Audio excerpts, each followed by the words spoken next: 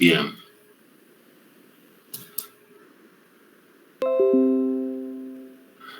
Muy bien, jóvenes, buenas noches.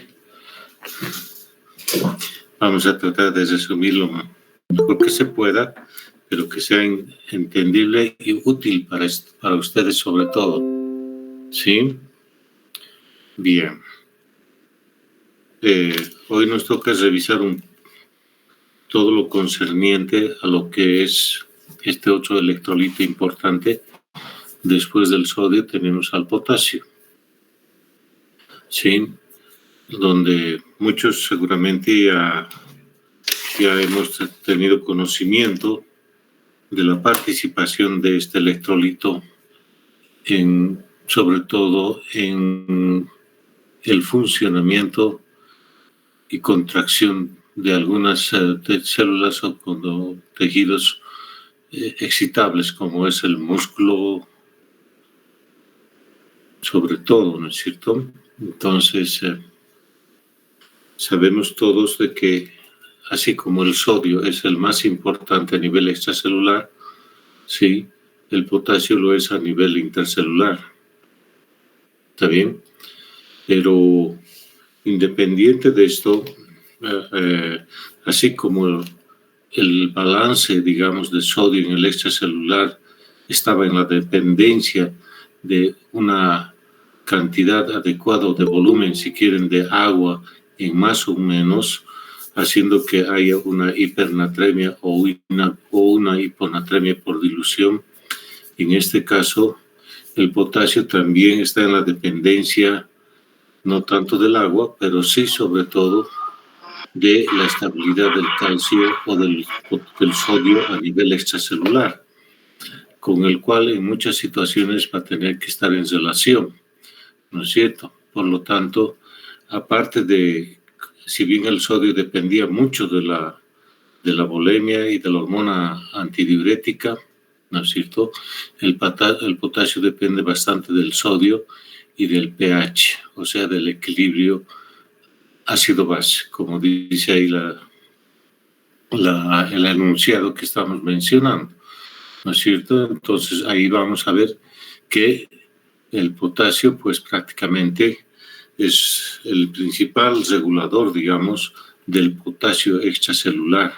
Prácticamente el potasio intracelular sería un reservorio del potasio extracelular, el cual va a ser mantenido constantemente para mantener esas delicadas funciones que, como ustedes han visto, sus márgenes son muy, muy pequeños. Adelante, por favor. Una recordación simple. En la imagen, en el movimiento que nos muestra abajo, tenemos justamente la despolarización de la fibra muscular a nivel de la membrana celular, haciendo que se produzca la despolarización, repolarización y excitabilidad de la fibra muscular a los impulsos o cambios eléctricos, ¿no es cierto?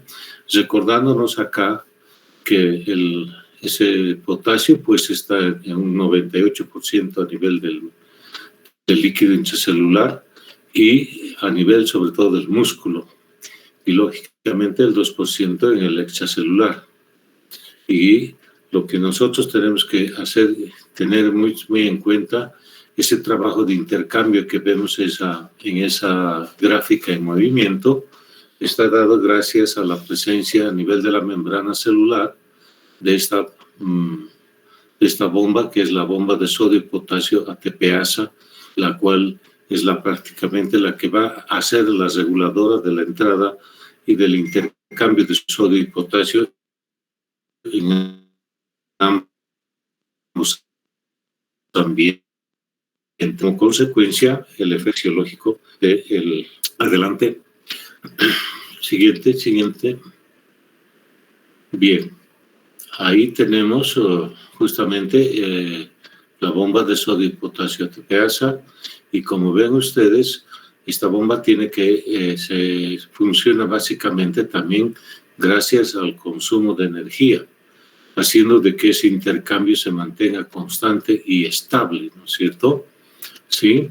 Entonces, no nos olvidemos que en algunas situaciones esta bomba puede estar inhibida inclusive, entonces de ahí vamos a tener que se produce una estabilización de la membrana celular, digamos así, y si esta membrana celular es de una célula muscular excitable, pues se va a producir la parálisis, ¿no es cierto? No hay la despolarización que estamos viendo, ni ese intercambio de cargas a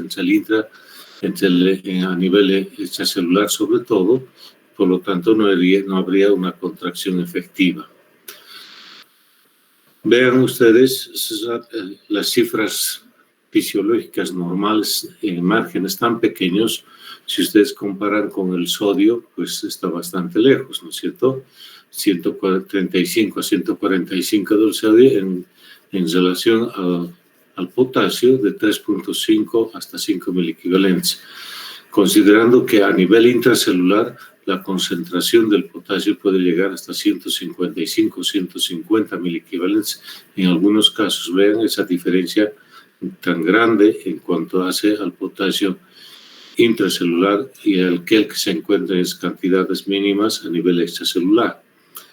Otra vez acá, nuevamente esa relación de 1 milimol igual a 1 miliequivalente y 1 miliequivalente igual a 39 miligramos de potasio.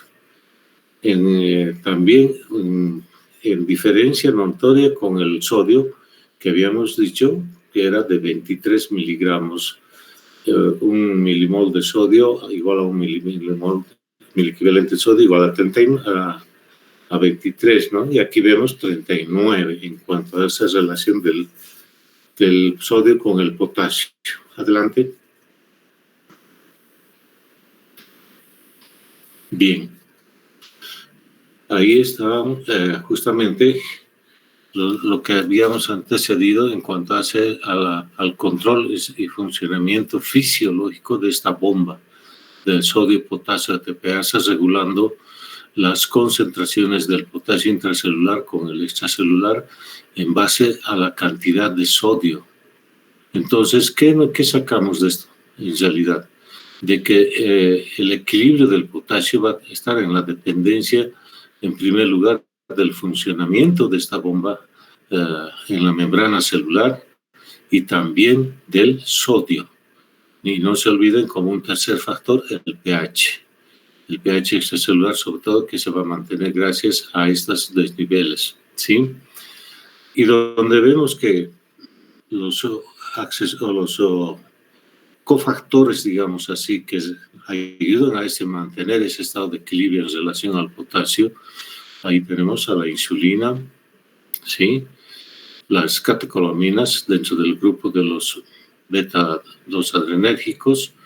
Ahí seguramente ustedes han ya conocido el salbutamol, por ejemplo, ¿no es cierto? Y los otros beta-bloqueantes.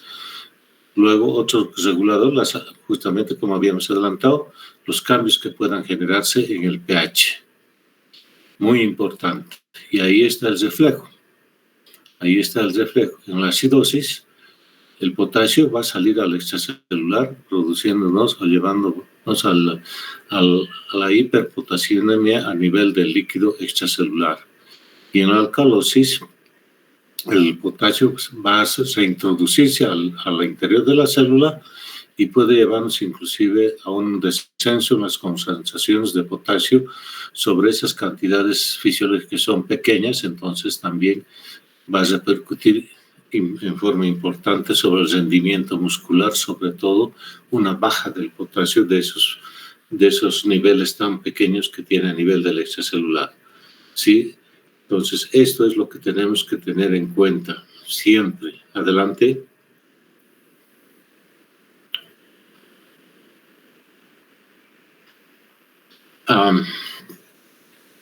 En cuanto al sodio, habíamos dicho que el principal regulador, digamos así, de su concentración y viabilidad era la volemia, o sea, la cantidad de agua mínima o máxima que llevaba a una hipernatremia o una dilución con hiponatremia. Aquí en este caso, por ejemplo, y es el riñón el que va a regular generalmente entre los factores importantes la cantidad de potasio y, lógicamente, la cantidad de potasio que se va a perder por la orina. No se olviden de este dato nuevamente fisiológico que seguramente ya lo han sabido, que a nivel del túbulo contorneado proximal, sobre todo, al igual que otros solutos, se produce la mayor reabsorción de este soluto, de este anión, ¿no es cierto? Entonces, vamos a ver que ese 70% de potasio se reabsorbe en esta porción del túbulo contorneado proximal, ¿sí? Pero paralelamente, el que va a definir la cantidad de potasio que se va a eliminar en la orina es el túbulo contorneado distal, ¿sí? Y colector, ¿no es cierto? Ahora, un dato que aquí tenemos que tener en cuenta entonces es en aquellos pacientes que están en riesgo o que desarrollan una injuria renal aguda, sobre todo, ¿no es cierto? Prerenal, que vamos a tener justamente alteración en la reabsorción tubular del potasio. No se olviden de eso. Entonces, ahí ya tenemos otro dato que podemos encontrar cuando un paciente desarrolla una injuria renal aguda prerenal por baja perfusión. No llega mucho flujo sanguíneo a la nefrona, no se filtra mucho y por lo tanto no va a haber esa reabsorción a nivel del túbulo o va a ser en muy poca cantidad. Por lo tanto, no va a haber mucho potasio que llegue, digamos así, hacia la parte distal, en algunos casos. O a veces puede ser que como no ha sido lesionada el túbulo proximal, como por ejemplo la necrosis tubular aguda, sí, no se va a reabsorber ese potasio y puede haber una pérdida de potasio importante que va a sobrepasar esa capacidad de intercambio, inclusive en el túbulo distal, de que la aldosterona va a secretar sodio, lo va a intercambiar con va a reabsorber sodio, y lo va a intercambiar con el potasio. No va a haber esa situación, llevando a estos cambios de la acidosis tubular renal en sus 2 o 3 variedades. Y nuevamente recalcando, ¿sí?, de que el potasio que se va a eliminar en la orina va a depender mucho de la habilidad de intercambio que se va a producir entre el sodio y el potasio a nivel del túbulo contorneado distal y el colector en parte, ¿sí? Y ahí vemos la acción importante de la aldosterona que va a reabsorber el sodio y lo va a intercambiar con el potasio de la circulación peritubular a la luz tubular. La siguiente.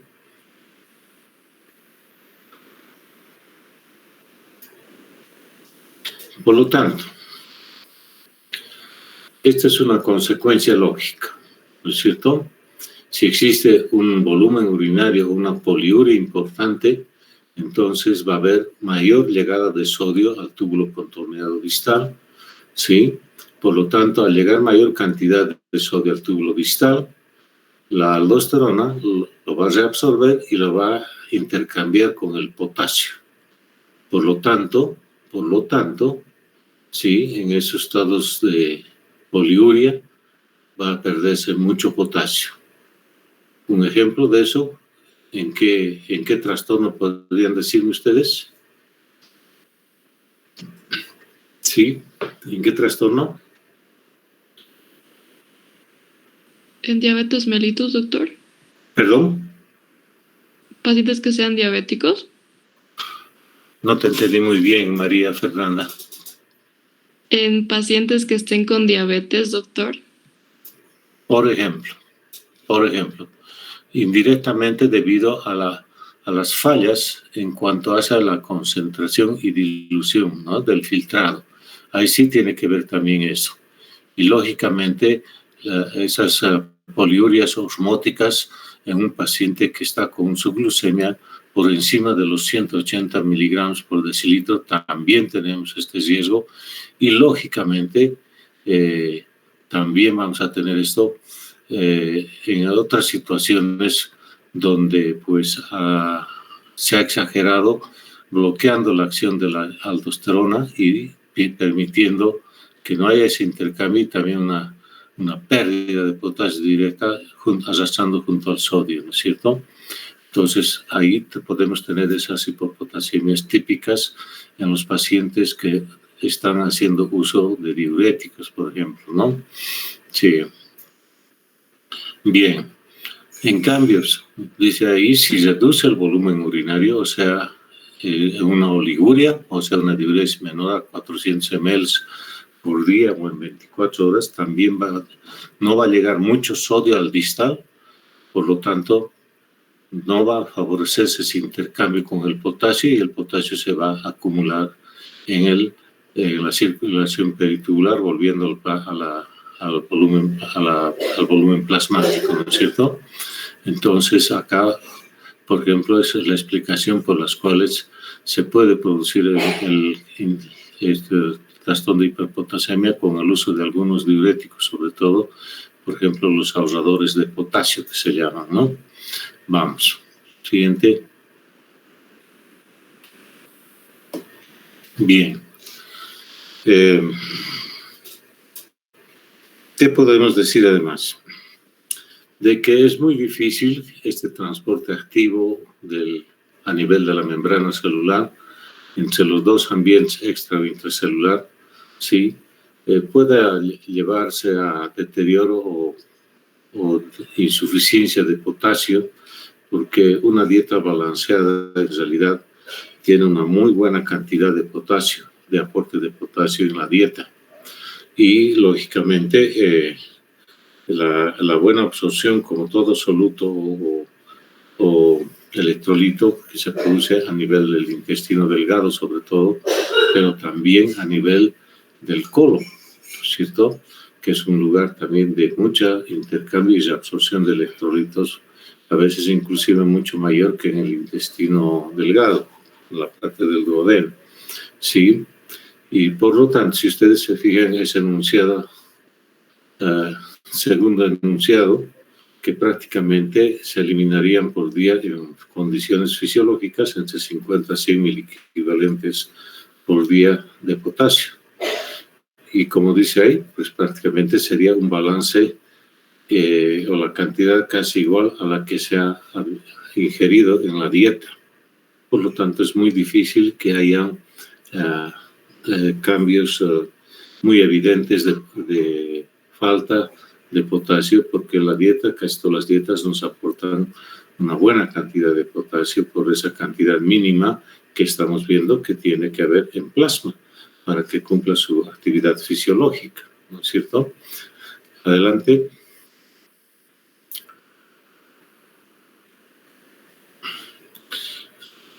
Aquí recordarles de la función más importante que cumple el potasio en cuanto hace a la fisiología normal.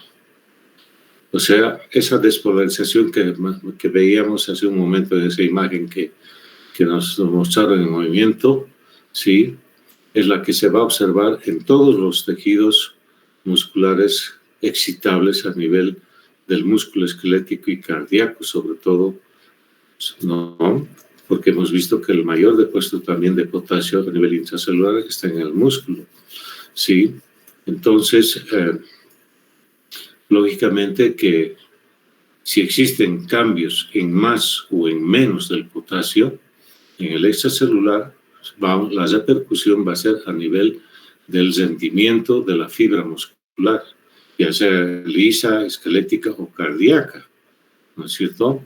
Entonces son manifestaciones que se pueden presentar rápidamente en algunas situaciones donde en algunos casos, como por ejemplo episodios de vómito o diarrea, donde haya una pérdida extrarrenal importante de potasio, ¿sí?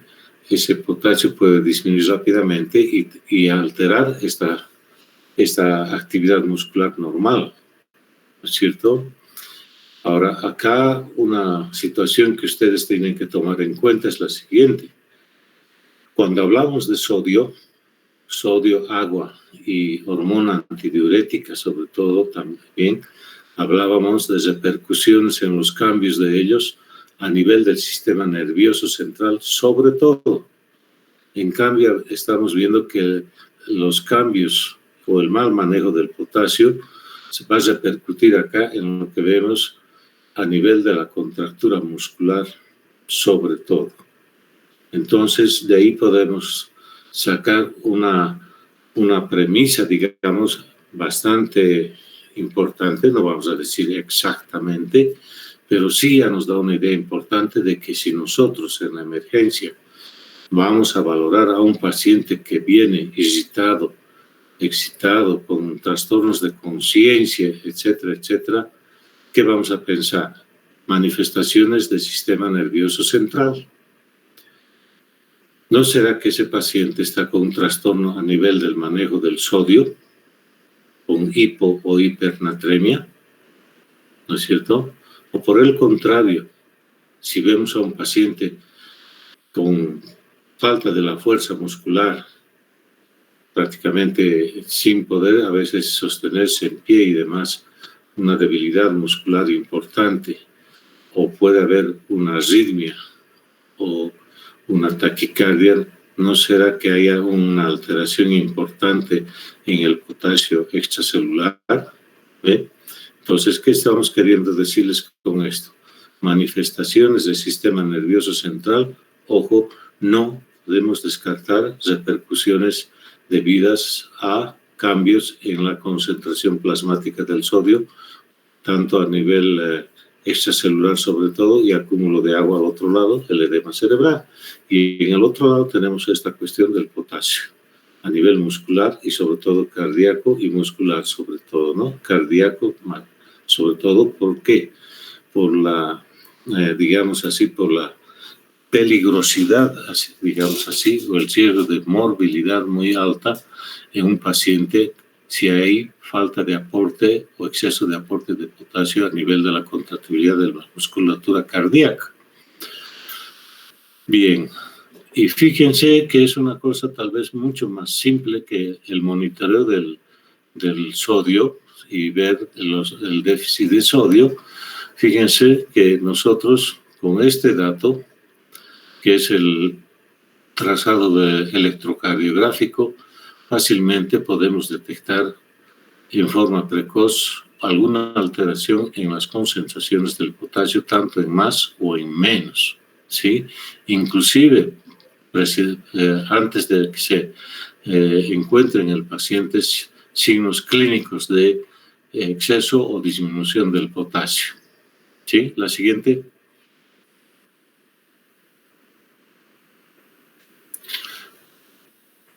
Vean las repercusiones más importantes a nivel cardíaco. Fíjense lo que se produce cuando hay una alteración en el potasio, ¿sí? Sobre todo, alteraciones en la conducción, extrasístoles, sobre todo, ¿sí? Pueden haber bloqueos, ¿sí? Extrasístoles o arritmias auriculares y ventriculares también. En casos severos, bradicardia, arritmia ventricular, fibrilación también bien ventricular y paro cardíaco. Entonces, esto es lo que nosotros tenemos que tener en cuenta en un paciente en el cual detectamos una irregularidad en la signología cardíaca, sobre todo, ¿no es cierto? No podemos descartar esta situación. Es lógico que asociado a eso pueda tener algunas comorbilidades asociadas, por ejemplo, que esté deshidratado, que esté con una alteración del pH, sí, que falte aporte, que esté tomando fármacos o que depletan el potasio o que aumentan su concentración en el plasma del potasio, ¿cierto? Ahí está el ejemplo más importante.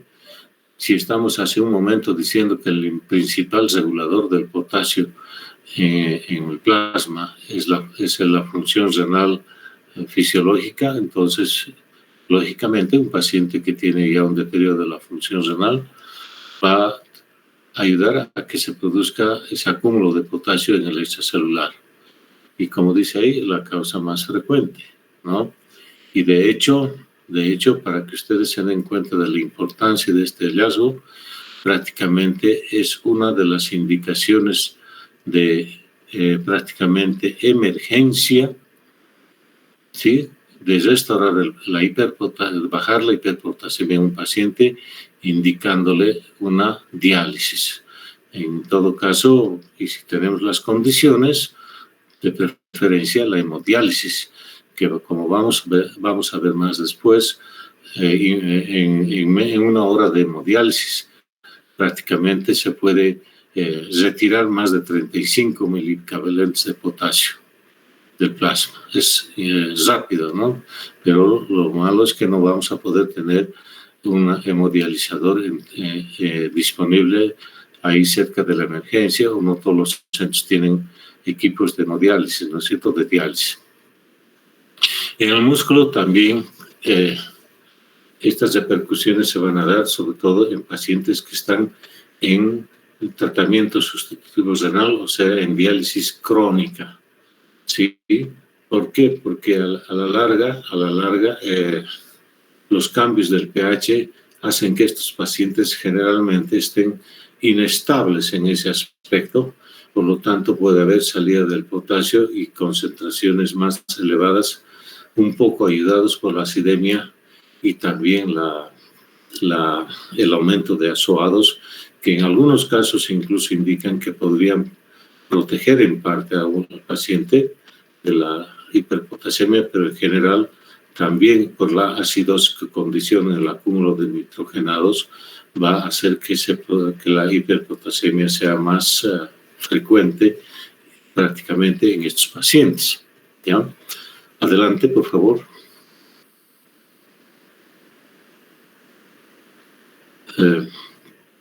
Bien.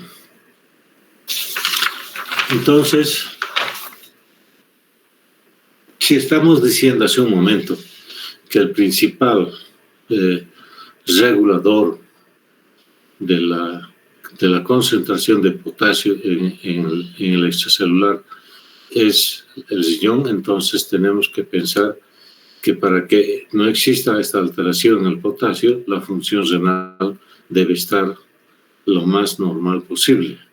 Sin embargo, fíjense, si bien el riñón es el principal encargado, felizmente, los trastornos en cuanto a manejo de electrolitos en general y de nitrogenados, además, felizmente se va a dar cuando la tasa de filtrado de los riñones esté muy baja, como dice, no sé si lo indica acá, pero por debajo de 15 a 20 ml por minuto, o sea, un grado 3A a 3B de insuficiencia renal, ¿sí? A esas alturas recién se puede empezar a observar un potasio elevado en plasma o inclusive un trazado electrocardiográfico típico de la hiperpotasemia que está realizando. Pero no se olviden recordar esto, de que hiperpotasemia con seguridad también está acompañada de alteración del pH extracelular. No se olviden de eso. Sí, porque si el pH todavía se mantiene estable, el potasio no va a salir de la célula, del intracelular, y se va a mantener relativamente estable mientras se mantenga un pH adecuado, ¿no es cierto? Otro dato importante, como con el sodio pasa, es la hipoxemia. También es otro dato que puede condicionar una alteración y un acúmulo rápido de potasio en el extracelular, ¿sí? Y ahí hay un ejemplo simple, ¿no es cierto? El paciente diabético, como hace un momento hablaban, en una fase con una insuficiencia renal ya importante e insuficiencia cardíaca. Y si está usando todavía este grupo de antihipertensivos, como son los IECAS, no solamente por la hipertensión, sino sabemos que en cardiología, y ustedes han debido llevar eso también, que el grupo de los IECAS se los considera como cardioprotectores e inclusive renoprotectores, ¿no? Entonces, todavía se los puede usar, además de diuréticos, ahorradores de potasio, sobre todo si estos pacientes están recibiendo digoxina, ¿no es cierto? Entonces, los cardiólogos siempre están asociando IECAS y espironolactona, por ejemplo, para evitar la pérdida de potasio y, ¿cómo se diría así? Quitar el tapón para evitar los efectos tóxicos de los digitálicos. No se olviden de eso, también es importante. Por ejemplo, en los pacientes que están recibiendo derivados de los digitálicos, pues tienen que tener muy en cuenta, valorando siempre cómo está la función renal y cómo está la concentración de potasio. Adelante.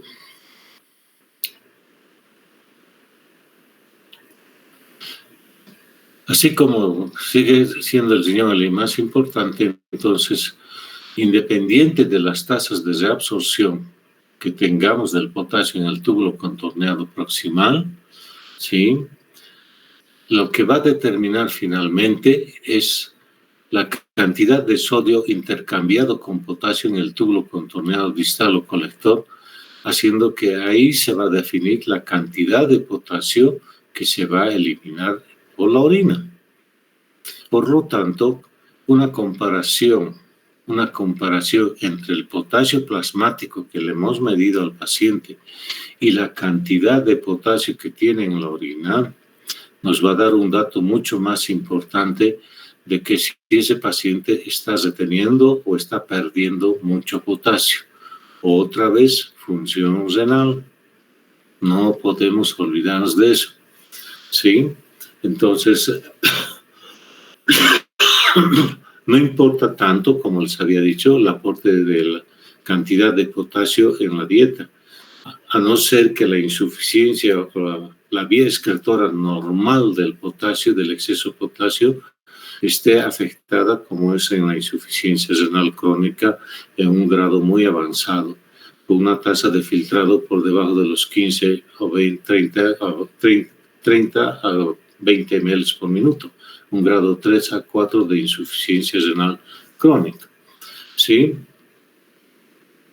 Y este es un dato también que nos ayuda a facilitar, fíjense, hay una excreción mínima obligada de potasio a nivel distal, sobre todo por ese intercambio de la aldosterona, inclusive en situaciones muy extremas.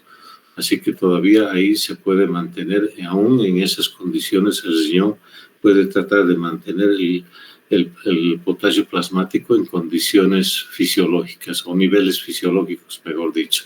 Siguiente.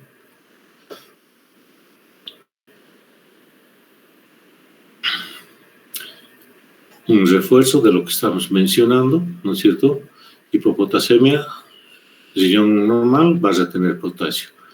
Hiperpotasemia, el riñón va a aumentar su excreción. De eso estamos hablando prácticamente. Entonces, aquí vemos nuevamente que el riñón es el principal regulador de la movilidad del potasio en el medio interno. ¿Sí? Y ese dato de esta relación entre el sodio urinario y el potasio urinario, sodio urinario versus potasio, que es 1 a 3.5, ¿sí? Fíjense, entonces, esa relación de casi de 3 a 1 entre el sodio urinario con el potasio urinario puede ser invertida en algunas situaciones, sugiriendo la posibilidad de que haya un hiperaldosteronismo secundario, es decir, se está reabsorbiendo bastante sodio y se está dejando escapar potasio. ¿Sí? La otra, pues en la hipopotasemia vemos que el potasio urinario es menor a menos de 20 miliequivalentes por litro. No existe un dato, como dice ahí, definido de la hiperpotasemia, por eso es que no se dan cifras, ¿ya? O sea que es una guía este nivel de miliequivalentes en cuanto hace a medir la excreción urinaria final de potasio. Adelante.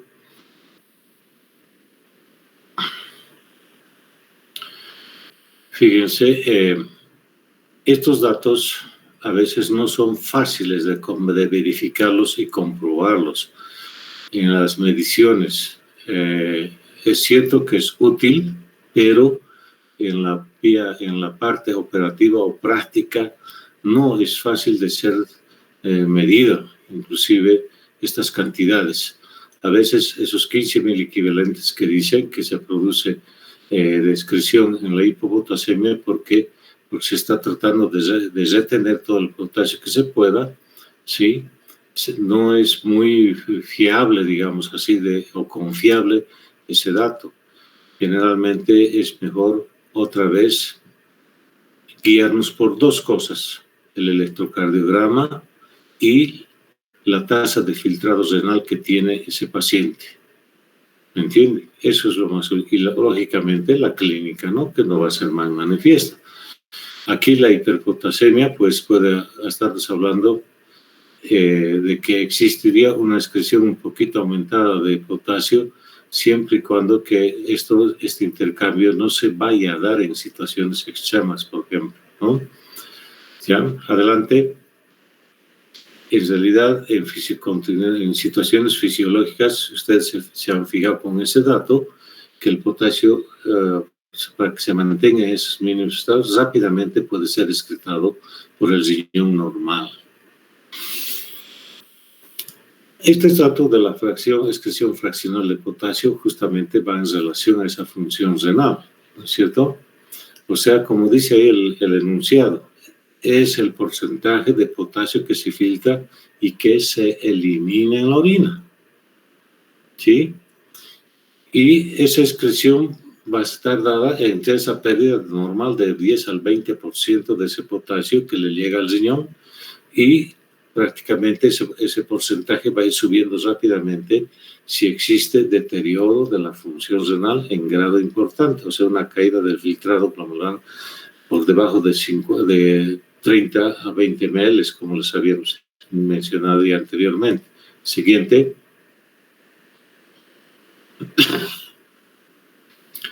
Este cociente se lo ha estado utilizando en la década pasada pensando que con esto teníamos mucha ayuda para poder reconocer rápidamente los trastornos del potasio en más o en menos.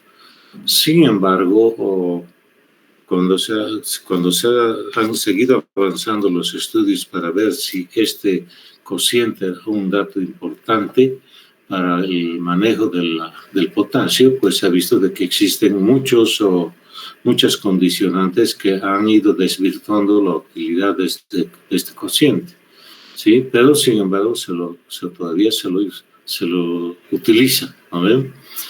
Entonces vamos a ver que nuevamente en este caso va a depender mucho de la capacidad de la aldosterona de reabsorber sodio para intercambiarlo en el potasio y que éste se elimine en la orina, ¿sí? Entonces, tiene que ver un poco con la osmolalidad, ¿sí? Y haciendo el cálculo, que creo que la ecuación la tenemos más después, está anotada, ¿sí? Y dice que este gradiente transtubular de potasio en condiciones normales o de función renal normal sería de 8 a 9. Y por encima de 10 esta relación, o sea, hablaríamos de una hiperpotasemia o de hiperpotasemia con menor de 4 siempre y cuando existe un trastorno secundario como es el hiperaldosteronismo, ¿no es cierto? O sea, hay un reintercambio importante porque acá se está perdiendo mucho sodio y no hay intercambio, entonces este transtubular de potasio va a ser bajo, pero sin embargo nos está aumentando.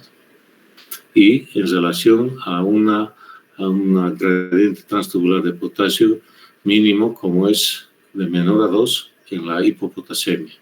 Como ustedes se darán cuenta, no es muy confiable, digamos, este dato, ¿sí? Por lo tanto, lo enunciamos porque está escrito, inicialmente salió como una herramienta muy útil, pero poco a poco se la ha ido descartando. La siguiente.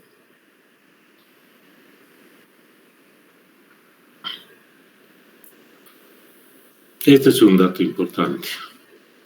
¿Por qué será que la gasometría es muy importante?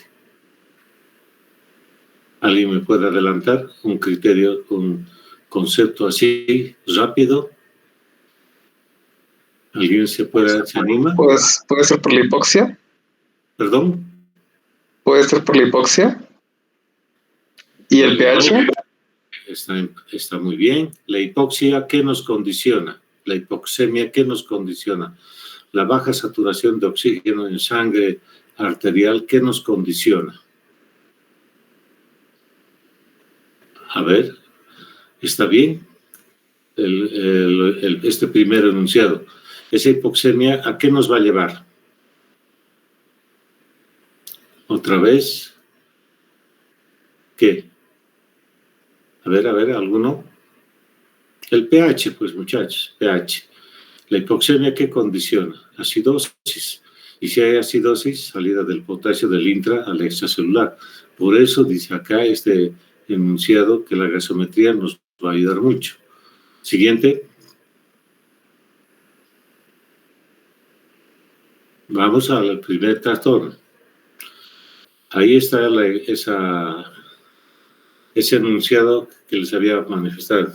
¿Cómo se hace el cálculo para tener ese cociente del gradiente transtubular de potasio? Fíjense, no es nada del otro mundo, simplemente que tenemos que tener un laboratorio que nos pueda medir el potasio en forma muy confiable, tanto en plasma como en orina, y en ambos casos, en uno multiplicarlo por la osmolaridad del plasma y en el otro por la osmolaridad de la orina. Y si nosotros pensaríamos que la osmolaridad urinaria y plasmática son casi iguales, 286 miliosmoles o 290, entonces tendríamos que el cociente también nos va a salir equilibrado entre 8 o 9 o hasta 10, que es el gradiente transtubular de potasio normal, como hemos visto hace un momento. ¿Sí? Y este es el dato importante. Fíjense ustedes, una hipopotasemia por debajo de esos 3.5 miliequivalentes, ¿no es cierto? Y fíjense las causantes más importantes, simples: pacientes hospitalizados, ¿sí? Pacientes que están usando diuréticos, sobre todo los tiacídicos, ¿no es cierto? Sí, tienen ese efecto importante. Pero como han visto anteriormente, en cuanto al sodio, a veces podemos utilizar para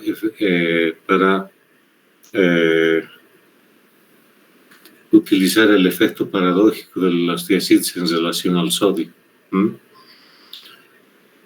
Pero como dice acá, la clínica de la hipopotasemia no es muy manifiesta, ¿sí?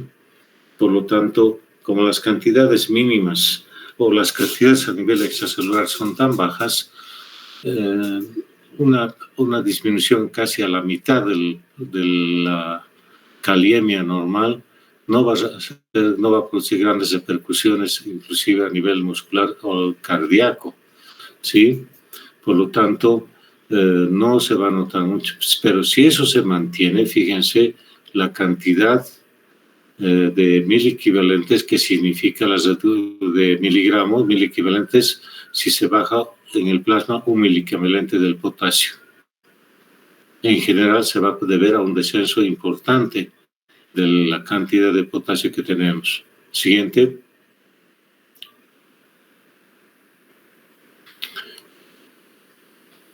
Ahí tenemos los estadios leve, moderado y grave de los diferentes niveles de concentración en plasma del potasio. Adelante.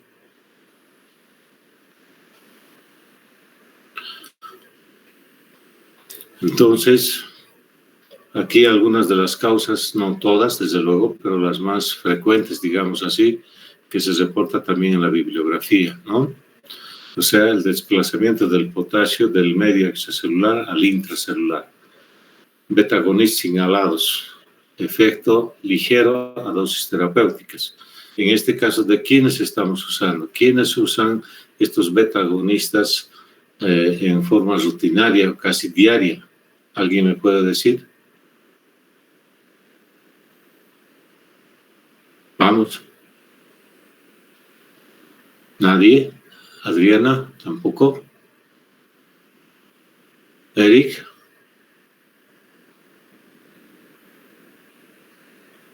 ¿No? ¿En el inhalado, en el asma? ¿Perdón? ¿En el asma? Claro. Los pacientes con bronquitis reactivas, ¿no es cierto? Los asmáticos, los alérgicos, hipersensibles, que están usando siempre beta-agonistas en forma de comprimidos, jarabe o en inhalaciones. Entonces, fíjense que pueden causar hasta cierto grado estos niveles, poder ir a una hipopotasemia. Pero como hemos dicho, si bien los descensos que van a producir son mínimos, pero tampoco felizmente van a tener repercusión clínica, a no ser que se aumenten las dosis.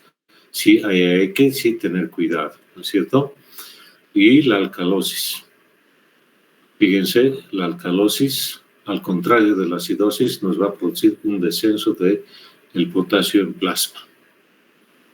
No se olviden de eso. A nivel renal, el hiperaldosteronismo, ¿sí? Y el uso de diuréticos. Hiperaldosteronismo por reabsorción exagerada de sodio y pérdida de potasio. Igual que con el efecto de los diuréticos. ¿Sí? Y lógicamente las causas extrarrenales que se ve que están englobadas, lo que es las pérdidas extrarrenales por el aparato digestivo. Dos datos que podemos mencionar como importantes es el adenoma velloso, el uso de laxantes, muy frecuente sobre todo en las mujeres, y los drenajes de intestino, ¿no es cierto? Fíjense, la ileostomía, ¿por qué? Porque justamente esa es la zona de mayor reabsorción de electrolitos y otros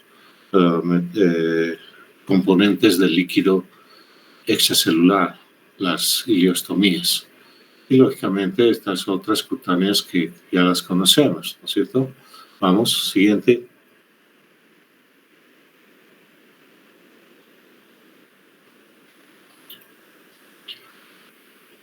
Aquí yo diría, si bien está en el enunciado que debemos corregir rápidamente la hipopotasemia, pero más que eso es la causa básica que ha llevado a ese paciente a esa hipopotasemia. No se olviden de eso, ¿sí? Un dato que sí tenemos que tomar en cuenta, no solamente en estos pacientes es medirles el potasio en plasma, sino también el magnesio. No se olviden de eso, ¿sí?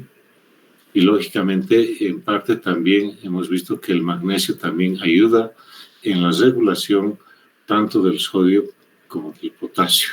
O sea, hay que corregir la hipomagnesemia, inclusive en estos pacientes, paralelamente a estar corrigiendo la hipopotasemia, ¿sí? Y como dice ese enunciado inferior, eso es bastante creíble porque si no se hace esa corrección, pues vamos a demorar mucho más tiempo en que no solamente es reponer el potasio al paciente. Vamos, siguiente.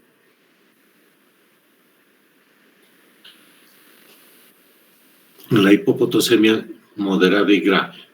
Cuando no podemos aportar potasio por la vía oral, cuando ahí existe un hilio paralítico, ¿no es cierto?, de muchas causas, no solamente metabólicas, digamos así, sino de otras causas, o la hipopotasemia es menor a 2.5 miliequivalentes por litro, mejor dicho, y ya empezamos a observar manifestaciones cardíacas con riesgo de estos trastornos que pueden llevar a la pérdida, a la defunción del paciente.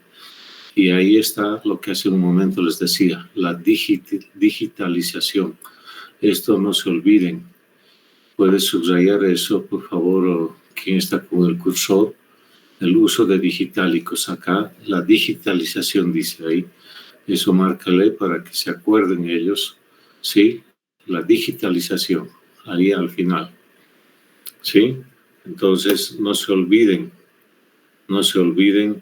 que el potasio, la hipopotasemia va a facilitar el efecto tóxico de los digitálicos si ese paciente los está recibiendo. Y generalmente, ¿quién está recibiendo esa medicación?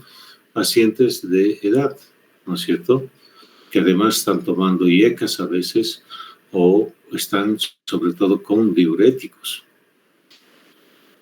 El potasio intravenoso debe infundirse con precaución y monitorizar frecuentemente sus niveles, como una premisa, muchachos. En el sodio habíamos visto que había que hacer lo mismo cada 2 horas o cada hora, ¿no es cierto? En este caso también con el potasio tenemos que tener ese cuidado, porque fíjense ustedes, de 2.5 miliequivalentes llegar a 3 significa esos 200 miliequivalentes que tenemos que aportar, y hay que tener mucho cuidado con eso. Por eso hay que ir monitorizando, y yo creo que lo más aconsejable, si lo disponemos, es el monitoreo cardíaco que vamos a tener, ¿no?, en la emergencia mientras hacemos infundimos esta solución de potasio por vía endovenosa. Adelante. Este es un esquema de diagnóstico y de recuperación y tratamiento, lo que tenemos que hacer sobre todo. Sí, no, creo que no vale mucho la pena ir explicando porque está aquí muy claro, ¿no es cierto? Entonces, rápidamente ver el lugar que ocupa el magnesio en la corrección de esta alteración del potasio. ¿Sí? La siguiente, por favor.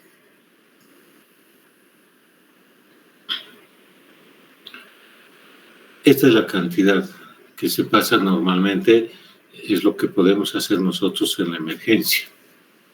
¿Sí?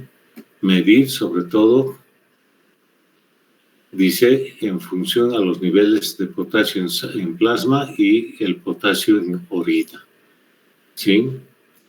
Entonces, en la hipopotasemia grave estamos diciendo por debajo de esos 2,5 miliequivalentes, añadirle a esa solución fisiológica esos 40 miliequivalentes de cloruro de potasio. ¿Sí? O los soletroles, soletrol potasio que llamamos generalmente en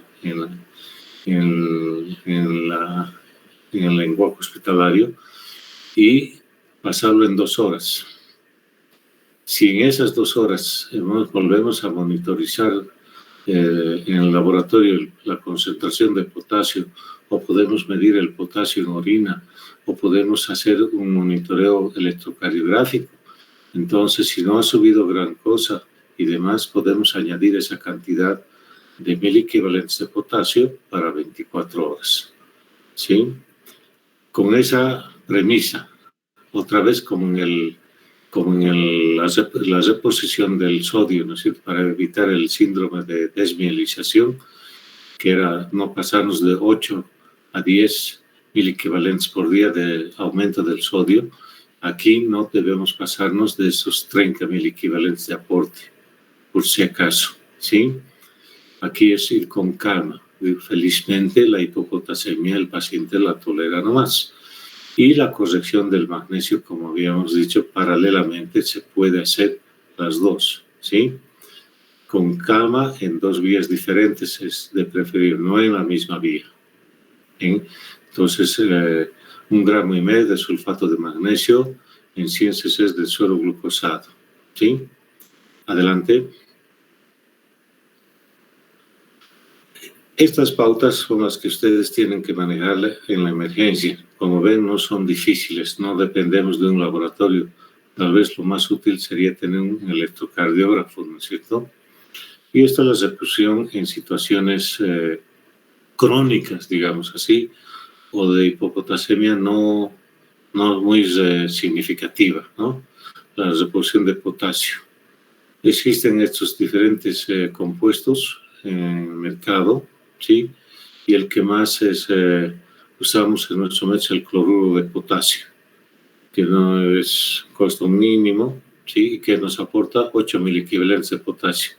Generalmente el paciente está tomando entre 1 a 2 cápsulas por día, sobre todo en aquellos perdedores de potasio fácilmente, como es algún tipo de acidosis, o en aquellos que hay un aldosteronismo secundario sobre todo. ¿Sí? Adelante.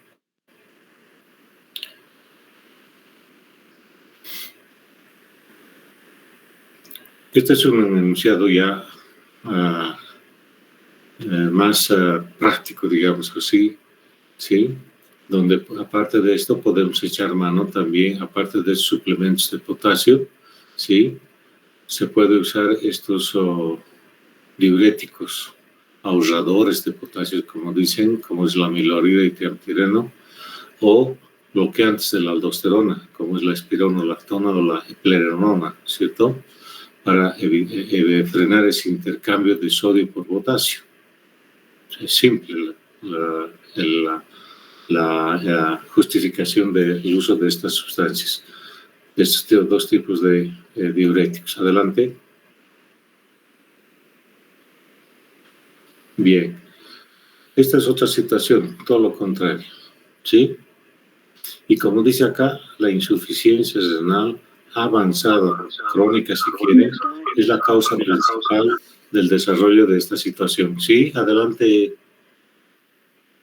Doctor, hasta aquí nos toca el día de hoy. ¿Estamos al límite? Ya. Sí, doctor. Bueno, perfecto. Entonces, nos vamos a quedar a esta altura y trataremos, pensamos que podíamos haber concluido, pero bueno, en fin, vamos a ir con calma.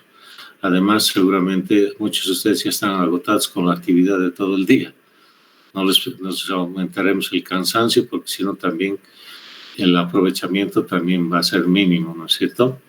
Entonces, el lunes continuaríamos y terminaríamos y seguramente ya empezaríamos con el calcio, ¿no, Adriana? Sí, doctor. Ya, los dejo libres entonces. Que tengan un buen fin de semana, muchachos. Como que recado más, creo que hay exámenes el lunes, Adriana, de alguna materia, que sepas tú. No, Creo ¿no? que sí, doctor. ¿Cómo? Sí, doctor, de patología especial. Ah, ya. ¿A qué hora van a dar? A las 12 del mediodía. Eso. ¿Son bastante en el aula? ¿Presencial va a ser o va a ser virtual? Sí, presencial, doctor. Eso es. Muy bien. Entonces, si están todos preparándose para esa materia, pues a prepararse este fin de semana. No los atosigamos mucho con esto, así que descansen. Esperemos que todos estos resúmenes así simples los tengan ustedes listos para usar y revisarlos en cualquier momento, ¿no? Ahora es fácil de hacer eso. Por eso estamos tratando de darles así lo más simplificado posible. ¿Está bien? Muy bien, muchachos. Les deseo un buen fin de semana y gracias por la atención que nos están dedicando muchos de ustedes. ¿Sí? Gracias. Buen fin de semana, chicos. Sí, doctor. Gracias, doctora. Hasta Gracias, luego. doctora. Hasta Hasta luego. luego, doctor. Hasta luego, chicos. Hasta luego.